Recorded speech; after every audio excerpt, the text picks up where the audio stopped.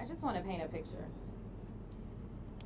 Imagine being a free-willed, loving kiddo, and all of a sudden one day you're thrown on a plane. You're sent 1,500 miles away from home, and you don't understand what's going on. All you know is that your friends are gone. You have one set of pants, one shirt. Your dad washes your pants and your shirt out every single day and then hangs it by a unit to try to dry it overnight. You don't have your mom, who is currently 4 months pregnant with your sibling. And frankly, at this point in time, you've gotten depressed to the extent that you've stopped eating. This is the story of Liam. The sad reality of what we found when we went to Dilley was that Liam was not the only one. You have so many mothers in this facility. They didn't care about themselves. I'm going to be perfectly honest. They were concerned about their children. We heard the same story over and over and over about how they were depressed, about how they weren't eating, about how children were throwing up. We went into a housing facility because I don't know that they were really trying to take us into one, but we went, and there was an area that was almost set up like a kids' play area. And we walked in, and as soon as we walked in, everyone kind of flooded towards us. And at some point in time, it seems like they told us that they were actually educating these kids. And the kids were like, no, we're not in school. We're not getting anything. And so my staffer is like, what's up? Because y'all told us they were getting this. They reopened this facility that had been shuttered under the Biden-Harris administration. They reopened this facility back in April of last year. They continue to house children there, and they are not getting any education. Their education is being thwarted. And then when pressed about it, they said, well, we're working on it. And I said, well, what exactly are you doing? They said, well, we're going to get some packets in here. And I said, what are the packets going to do? Are you going to have teachers? Well, we have somebody that has an educational background. Listen, I did criminal defense work, y'all.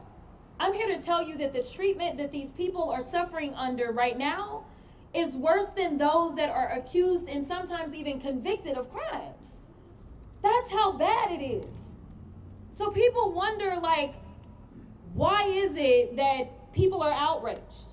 Why is it that the people in Minneapolis have taken to the streets? Because they are kidnapping their neighbors. We know that Trump lied. We know that all he does is lie.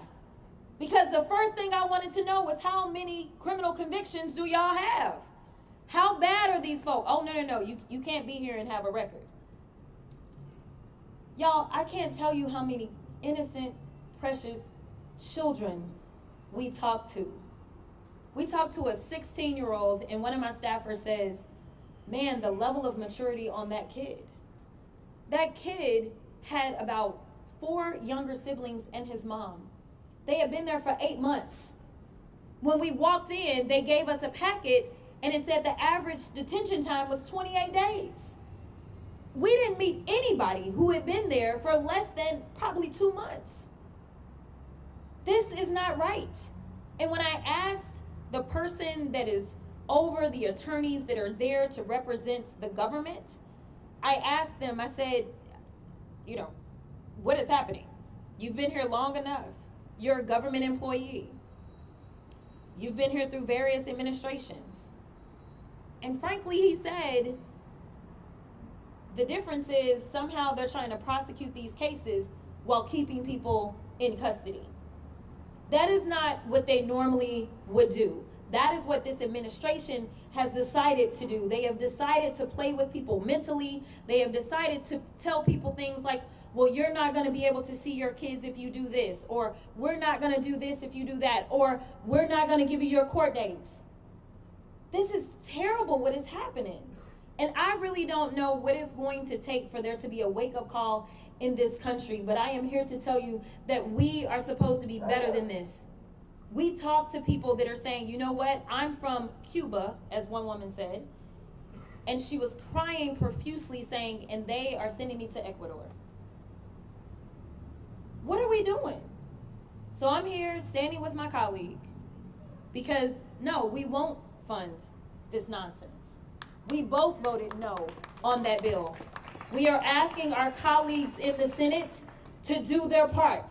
Stand up for people. Stand up and show them what humanity looks like. We know this administration doesn't care about us, but frankly, when people literally are talking about the water that they are drinking is not safe, if you allow this to continue to happen, then you are complicit. We have to do our part as the legislative branch. We have the power of the purse, not the president. It is time for us to flex our power. So thank you so much for being here. I am now going to turn it over to my colleague who leads us.